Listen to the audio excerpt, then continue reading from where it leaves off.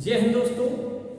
पिछली वीडियो में हमने बुआई की विधियां, किस तरीके से बुआई की जाती है, खरीफ में, रबी में, जायद में, मतलब अन्य तरीके की विभिन्न प्रकार की हमने विधियों का वर्णन किया था। उसमें विस्तार पूर्वक छात्र एवं छात्राओं को हमने समझाया। आज उसी का ठीक नेक्स्ट टॉपिक है हमारा भूपरिष्करण।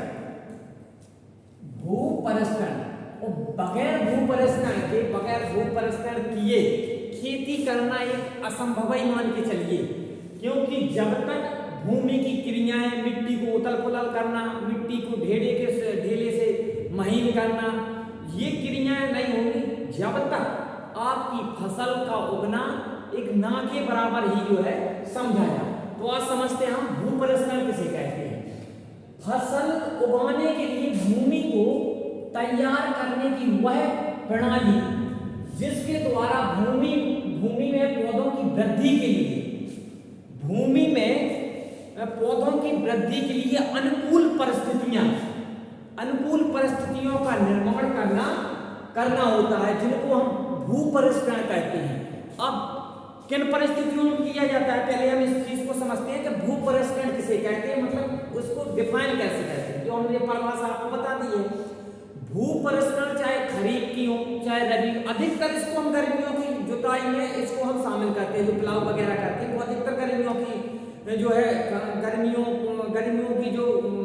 गर्मियों में जैसे ही खाली खेत हो जाते हैं, जब रबी की फसल की कटाई हो जाती है तो 2 से 3 महीने का समय मिलता है लगभग, क्योंकि मार्च में कटाई हो जाती है। हमारे बुंदेलखंड में तो उगाती ही नहीं है गर्मियों की फसल, तो गर्मियों के फसल में देखा है 2-3 महीने खेत खाली पड़े रहते हैं।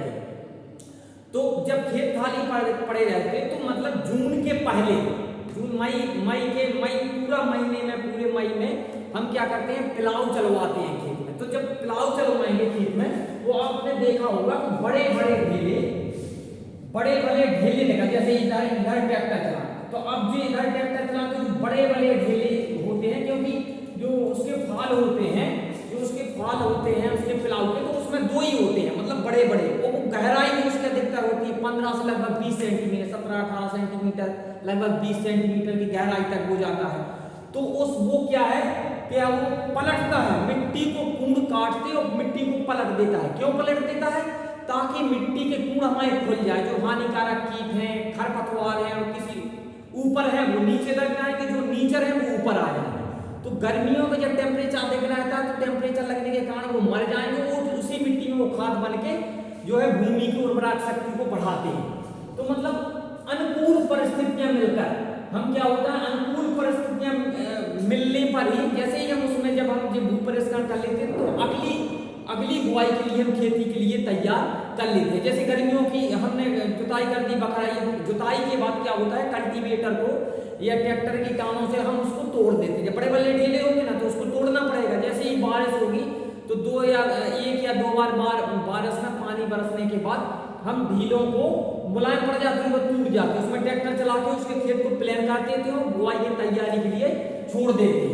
तो 2 या 3 बार उसमें ट्रैक्टर चला करके खेत को हम समतल करते हैं। जो बड़े ढेले होते हैं उसको ढेलों को क्या है, टुकड़ों में कर देते हैं, छोटे टुकड़ों में करते हैं, ताकि जो मिट्टी की जो बंधे रहते हैं ढेले, वो टूट जाए, उसकी जो अवशोषित करने की क्षमता होती है वो और बढ़ जाती है, और कोनों में ऑक्सीजन की जो है दब जाती है मिट्टी, तो उसमें नहीं रहती है। लेकिन जब कूड़ खुलने के बाद उसमें ऑक्सीजन 1 या 2% उसमें रहना चाहिए। अगर इससे कम है तो मिट्टी की जो जड़ें हैं ना, उनमें कीड़े लगने लगते हैं, वो जड़ें जो है सड़ने लगती हैं। तो ध्यान देना इस बात पर, ध्यान से देखिए कि इसको भूपरिष्करण को कितने भागों में बांटा गया है, लगभग 3 भागों में है। तो इसके कई भाग, लेकिन जो मेन पार्ट है, उसको मेन चैप्टर है, वो 3 भाग है। कौन से? नंबर 1 जो प्रारंभिक भूपरिष्करण, वो नंबर 2 है द्वितीय भूपरिष्करण, तीसरा है हमारा अंतःपरिष्करण। तो पहले तो हम इसको समझ लेते हैं कि जो है प्रारंभिक भूपरिष्करण किसे कहते हैं। प्रारंभिक भूपरिष्करण वे परिष्करण होते हैं या वे क्रियाएं होती हैं जिनका उद्देश्य मृदा की कठोरता को कम करना। अभी हम पहले भी बता चुके हैं कि उसके जब हम गर्मियों की जुताई, इसीलिए तो हम गहराई पर करते हैं गर्मियों में जुताई, 15 से 20 सेंटीमीटर गहरी जुताई, क्योंकि लगभग 1 से 1.5 फीट होना चाहिए, क्योंकि मिट्टी के जो जो मिट्टी हार्ड हो जाती है, जब देखा रबी की फसलों का जायद की फसल हम लेते हैं तो उस वक्त जब लगातार लेते हैं तो मिट्टी हार्ड पड़ जाती है। और जब जैसे ही गर्मियों की मिट्टी में वो मतलब जब हम रबी की फसल की कटाई करते हैं तो वो मिट्टी जो है दब जाती है, क्योंकि कटाई के लिए बहुत से जैसे हार्वेस्टर है, ट्रैक्टर चलाना है तो वो मिट्टी दबती चली जाती है। और कटाई करने के बाद हम जब फसल को घर ले जाते हैं तो बहुत सारा समय मिल जाता है, तो उस समय जो पशु अन्ना पशु है ना, जो जानवर हैं वो भी उसी में घूमते रहते हैं, तो उनके पैरों से वजन से मतलब वाहनों से वो मिट्टी क्या है दब जाती है, तो उसको मतलब खोलना पड़ेगा। इसमें क्या कर रहा है, मृदा की इसका मुख्य उद्देश्य क्या है, मृदा की कठोरता को कम करना। अगर मृदा की कठोरता को हम कम नहीं करेंगे ना तो बहुत से ऐसे देखे 20-30 प्रकार के होते हैं, मतलब छोटे भी होते हैं, मध्यम आकार के बीज होते हैं और बड़े आकार के बीजों को भी 3 भागों में बांटा गया है। जब हम बीज पढ़ाएंगे तो उसमें हम बताएंगे आपको कि कौन कौन सी बीज मध्यम में है, कौन छोटे हैं, कौन बड़े हैं। तो जो है इसका मुख्य उद्देश्य क्या है, मृदा की कठोरता को कम करना। जब हम प्लाऊ चला देंगे, 2-3 बार ट्रैक्टर चला देंगे, पाटा लगा देंगे तो आपको वैसे ही वो जो ढेले होंगे टूट जाएंगे और मिट्टी कैसी हो जाएगी, भुरभुरी। तभी उसमें आप कोई सा भी बीज डाल दो, चाहे मध्यम मतलब मिट्टी के आकार जो आप फसल बोना चाहते हैं। जब हमें ऐसा नहीं है कि कोई भी फसल लगा तो वहाँ की मिट्टी, भारत में अनेक प्रकार की जलवायु, अनेक प्रकार की मिट्टियाँ हैं, तो जो है उन्हें जो सी जिस फसल की किसान तैयारी कर रहा है वो उस फसल को अपने बुआई से पहले उस मिट्टी को तैयार कर ले। नहीं तो हो सकता है कठोर मिट्टी में बो दिया तो पता चला सड़ गया या कोई चूहा ही ले गया, मतलब बहुत सारे ऐसे खरपतवार उसी पे कर गए, मिट्टी के बीज नीचे चले गए या ज्यादा नीचे गहराई में डूब गए तो वो फसल उगेगा ही नहीं, मतलब वो बीज मर भी सकते हैं। अगर ऊपर छूट गए तो हो सकता है चिड़िया चुन के चली जाए, तो आप कहते हैं किसान तो हमने तो बोए थे कम।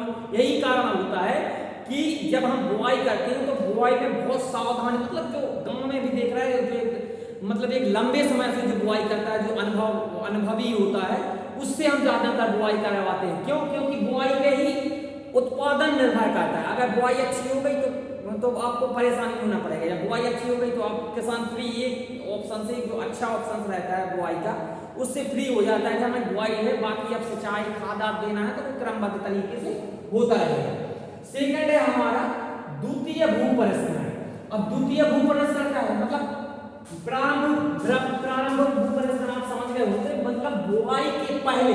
अब बुआई के पहले कौन कौन सी क्रियाएं होती है, जैसे खेत को बकराई होती है, देखा बुंदेलखंड से इतना भीतर खेत की बकराई अभी होने लगी, अभी भी होने लगी। अब क्योंकि रबी फसल का जो मौसम आ गया तो अधिकतर ट्रैक्टर चला रहे, कल्टीवेटर चला रहे हैं, और जो उसमें क्योंकि मृदा को जो खरपतवार है उसको तोड़ने के लिए बहुत सारे कल्टीवेटर आ गए, फाल आ गए, ब्लेड आ गए उसको काटने के लिए। तो बुआई करने के पहले जो क्रियाएं की जाती हैं उन्हें हम प्राथमिक भू परिष्करण की श्रेणी में रखा गया है। इसी का दूसरा है हमारा द्वितीय भू परिष्करण, मतलब बुआई के बाद। बुआई के बाद मतलब देख रहे हैं फर्स्ट और सेकंड दोनों अपोजिट है। बुआई से पहले जो क्रियाएं कर रहे हैं उनको हम प्राथमिक कहते हैं, और दूसरा जो बुआई के बाद जो क्रियाएं कर रहे हैं उन्हें हम द्वितीय भू परिष्करण की श्रेणी में रखते हैं या द्वितीय भू परिष्करण कहते हैं। अब द्वितीय भू परिष्करण में क्या, अब बुआई हो गई, अब तो ट्रैक्टर का काम है नहीं, चला मत देना, नहीं तो पता चला कि हम कहेंगे सर जी ने पढ़ाया था कि ट्रैक्टर चला दो, नहीं, मतलब बुआई तक, बुआई भी करते हैं तब भी हम ट्रैक्टर से किया। बुआई के बाद जो क्रियाएं की जाती हैं वो सब किसमें आती है, द्वितीय भू परिष्करण। ये लिखा है द्वितीय भू परिष्करण, मतलब जो भी क्रियाएं, अब कौन कौन सी क्रियाएं, जैसे पाटा लगाना है, खेत में खाद देना है, उर्वरक देना है, प्रोपरेशन के रूप में करना है, तो मतलब बहुत सारी ऐसी क्रियाएं हैं, खरपतवार उखाड़ना है कि नहीं, वो दवाई नहीं छिड़कना, अब तो खरपतवार उखाड़ता कौन है, दवाई मार देते हैं, केमिकल मार देते हैं साफ। तो अब जो है जितनी इस बुआई के बाद जो क्रियाएं की जाती हैं वे सारी की सारी क्रियाएं द्वितीय भू परिष्करण में आती हैं। अब ट्रैक्टर का काम कहां तक रहा, केवल और केवल कहां तक रहा, बुआई तक। अब बुआई के बाद कब आएगा ट्रैक्टर का काम, जब बुआई के बाद आता है, जैसे कटाई हो गई, हार्वेस्टिंग का काम है या थ्रेशिंग का काम है, अब घर ले जाना है, अपनी जो फसल उगी है, जो अनाज निकला है खेत में घर लेना है, तो सारा का सारा ट्रैक्टर से होगा या बैलों से होगा, या बैलों, अब तो खेती करते नहीं है बैलों से, तो वो सारा का सारा काम ट्रैक्टर से करना है। तो अब ये मत बोलना कि वो कहाँ आ गए, मतलब वहां पे हम दूसरे स्टेज पे पहुंच गए, कौन सी, मतलब थर्ड स्टेज पे पहुंच गए। तो पहले दूसरा जो है बुआई के बाद कहलाना जैसे पाटा लगाना है, खेत में खाद उर्वरक देना है, छिड़कना है, खाद देना है, तो ये सारी की सारी प्रक्रियाएं हम द्वितीय भू प्रसंस्करण में आती है। तीसरा है हमारा अंतःकर्षण। अब अंतःकर्षण किसे कहते हैं? खड़ी फसल में की जाने वाली क्रियाओं को अंतःकर्षण कहते हैं। अब खड़ी फसल में कौन सी क्रियाएं कहते हैं, ये भी थोड़ा समझने में थोड़ा कॉम्प्लिकेटेड है, थोड़ा इसको हम समझते हैं। जैसे खड़ी फसल है, माना कि हमने आलू बो दिया, गाजर बो दिया या हमने मूली लगा दी, मतलब कोई सी भी फसलें हमने जो जमीन के अंदर आलू लगा दिया, जो जमीन के अंदर वाली फसलें हैं वो हमने लगा दी। अब हो सकता है हमने ये फसल लगा, गेहूं बो दिया, मतलब जो भी मटर चना जो भी बो दिया, अगर बुआई के 24 घंटे बाद या 48 घंटे 24 से 48 घंटे बाद अगर बारिश हो गई, अगर बुआई के 24 से 48 घंटे के बाद 48 घंटे तक अगर बारिश हो गई तो ऊपर देख रहे हो आप खेत में हल्की हल्की पपड़ी सी जम जाएगी। क्या होगा? पपड़ी जम जाएगी। तो जब पपड़ी जम जाएगी तो जो हमारे ट्यूब है, जो हमारे क्या है ट्यूब है, जो जर्मिनेशन के ट्यूब निकलेंगे, जो बीज से ट्यूब निकलेंगे, तो उसको जो ऊपर पपड़ी जम गई ना पानी से, जो पानी से पपड़ी जम गई है, जो बारिश हुई थी वो सख्त पड़ जाती है। जैसे ही बारिश खत्म हो गई तो उसमें क्या है, मिट्टी पे ऊपरी सख्त पड़ जाती है, तो उस पपड़ी को तोड़ने के लिए ही हम अंतःकर्षण कहते हैं। जैसे और बहुत सारी फसलें हैं, जैसे कि हमने आपको आलू बताया, मूली बताया, तो पहले तो फर्स्ट में तो यही आएगा कि उसको पपड़ी तोड़ना। पपड़ी कैसे तोड़ेगी? जैसे हम खुरपी से कुदाल से करते हैं ना, हम पपड़ी को तोड़ते हैं, तो वो है अंतःकर्षण। क्यों? क्योंकि बुआई के अगर 24 से 48 घंटे के बीच में अगर ट्यूब निकल आते हैं तो फिर आपको मतलब अंतःकर्षण करना पड़ेगा, नहीं तो बहुत सारे बीज मर जाएंगे या उनके ट्यूब नहीं निकल पाएंगे या टेढ़े मेढ़े निकलेंगे, जहां उसको रास्ता मिलेगा वहां निकल आएंगे, या फिर कुछ बीज जो नाजुक बीज होते हैं वो मर ही जाएंगे। तो ऐसे में किसान को बहुत सारी हानि उठाना पड़ती है, यहाँ तक कि आपको दोबारा भी बुआई करना पड़ेगी। तो जो पहले बुआई की मेहनत की, खाद दिया, बीज दिया, वो सारा का सारा बेकार। इसलिए इन चीजों का ध्यान रखें कि जब मौसम साफ हो, देखें 48 घंटा, तो बहुत सारे पत्रकारिता न्यूज और मल्टीमीडिया का जमाना है, तो हर किसान जो है उससे जुड़ा है, तो पता चला ले कि कम से कम 3 से 4 दिन, 3 से 4 या 5 लगभग 1 सप्ताह, मान 1 से 7 दिन के अंदर में बारिश नहीं होनी चाहिए। अगर होती है तो बुआई के लिए फिर जो बुआई के ट्यूब निकलेंगे, जो जर्मिनेशन होगा उसके लिए हानिकारक है। दूसरा है हमारा पपड़ी तोड़ना। अब पपड़ी तोड़ के जैसे हमने आलू बो दिया, तो आप देख रहे हैं जो लाइनों में बुआई करते हैं जिन फसलों की, जैसे हमने आलू बो दिया तो क्या करते हैं, लाइनों में बुआई करते हैं, तो उसको क्या है, हम पानी सिंचाई करते हैं तो देखिए मिट्टी के कटाव बनते जाते हैं। जैसे ही मिट्टी का कटाव बनता जाता है तो उसकी जड़ें निकल आती हैं।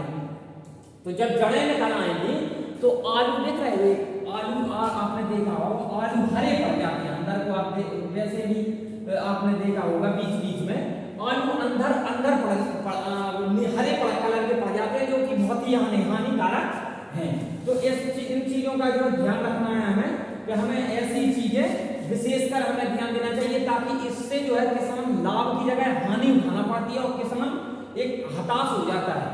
तो हमें जैसे ही आलू की सिंचाई हुई तो हम उसमें देख रहे हैं गुड़ाई करके उसको पूर देते हैं, मतलब पुराई का काम करते हैं आलू में, क्योंकि उसको भाई फैलना भी है। आलू लगभग 20 से 25-30 ग्राम का या 50 ग्राम के आसपास तक का हो जाता है, तो जो है 100 ग्राम के आसपास तक का भी आलू बड़ा साइज है तो हो जाता है। तो इससे कि जो है आलू को ढक देना चाहिए।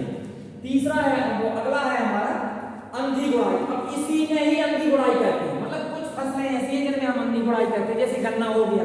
अब मतलब गन्ना, अब उसकी जड़ें तो गहरी हैं, गहरी जड़ें हैं, आलू भी हो गया, इसमें भी अंधी गुड़ाई करते हैं। क्यों?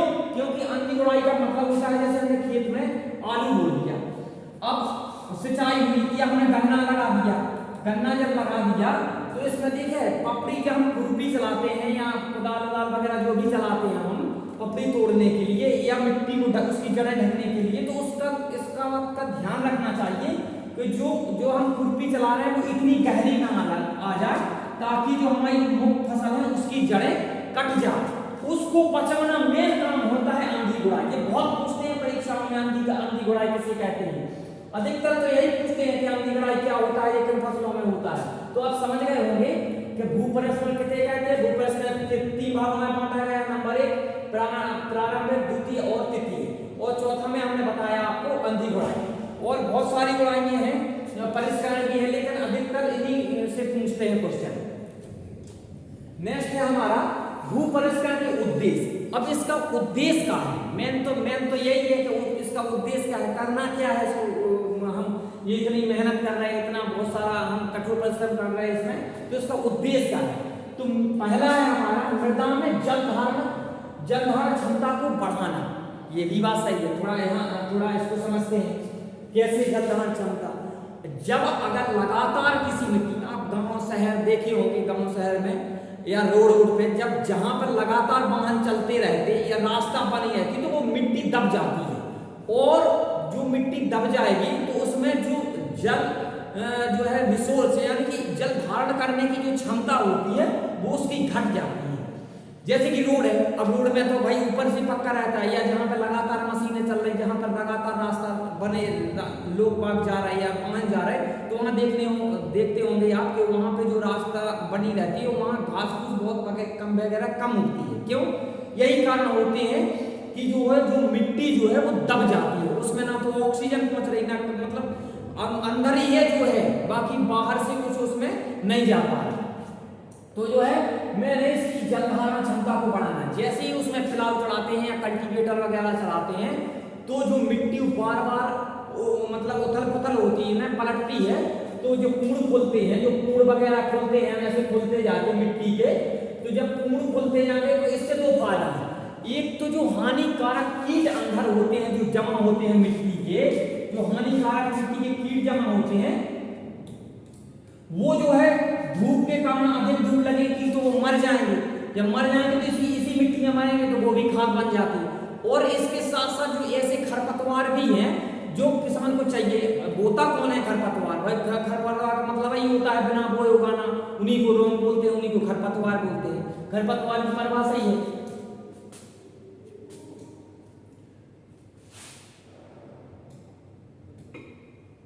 तो जो है खरपतवार को बिना बोए जो है उगाते हैं। तो अब इसको और समझना है। दूसरा है मृदा में वायु संचार को बढ़ाना। मृदा में वायु संचार को बढ़ाना, मतलब दूसरा है ना मृदा में वायु संचार को। अब वायु संचार कैसे बढ़ेगा? जैसे ही मिट्टी खुलेगी, तो जैसे ही मिट्टी, जैसे हमने यहाँ बताया, मिट्टी हमारी जैसी खुलती है तो उसमें वायु संचार जो है, वायु संचार का काम ऑटोमेटिक बढ़ जाता है। क्योंकि जब मिट्टी दबी रहती है तो उसमें तो वायु एब्जॉर्ब कर नहीं पाती है। वो जितनी ही मिट्टी के कण थोड़ा फासला होंगे या मिट्टी के जो रंध्रावकाश होते हैं, तो उसमें आप जब पानी लगाएंगे ना, रंध्रावकाश होते हैं, मतलब थोड़े सर की आवाज आती है। क्यों? क्योंकि जो मिट्टी के रंध्रावकाश होते हैं वो उस जगह वो वाटर, जो मिट्टी जो वाटर क्या है वो अपनी जगह बनाता है, तो ऑक्सीजन बाहर निकलती है और उसमें जो है जल प्रवेश करता है। तो जो है उसमें क्या है, जो उसकी जल धारण क्षमता है वो और अधिक बढ़ जाती है। अगला है हमारा, खरपतवारों को नष्ट करना। अब इसमें क्या है, खरपतवारों को नष्ट करना। अब इसमें हम बता चुके हैं, पहले में भी हम बता चुके हैं।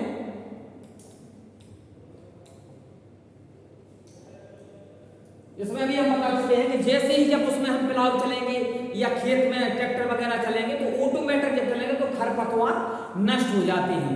तो आप समझ गए होंगे खरपतवार भूपरिष्करण में किस प्रकार हम प्रयोग करते हैं, भूपरिष्करण किन विधियों से करते हैं। तीनों की तीनों आपको विधि बता दी। अंधी गुड़ाई क्या है, शून्य भूपरिष्करण, ऐसे से पूछते हैं लगभग शून्य भूपरिष्करण, जो मतलब बहुत कम से कम या ना के बराबर काम करते हैं, तो जो है हम उसमें उसको शून्य भूपरिष्करण की श्रेणी में रखा गया। तो इसी से संबंधित हैं तो बहुत सारे 10-12 प्रकार के हैं, लेकिन अधिकतर हम तीन प्रकार से उसको पूछते हैं, प्रारंभिक, द्वितीय और अंतःकरण। तो आपके लिए समझ में आ गए होंगे। अगर इससे कोई किसी बच्चे को प्रॉब्लम या ना समझ में आए तो मैं कमेंट करके बताइएगा। और एक और बात है कि जैसे ही क्लास स्टार्ट होती है तो हम जो है उसको जो है हम लगातार क्या करते हैं कि उस अब लोग फोन लगाना स्टार्ट कर देते हैं कि लगातार धड़ाधड़ फोन लगाना स्टार्ट कर देते हैं कि सर ये क्लास नहीं हो रहा। जैसे ही हमको वक्त मिलता है या टाइम मिल जाता है तो हम लगातार आपको ऑनलाइन क्लास जारी करते हैं। यूट्यूब पे भी हम लगातार पढ़ा रहे हैं, तो आप लगातार हमें फोन मत करिएगा कि सर क्लास। आप जैसे ही हमें वक्त मिलेगा हम क्लास चालू रहेंगे और आप लोग उसको पढ़ते रहेंगे। धन्यवाद।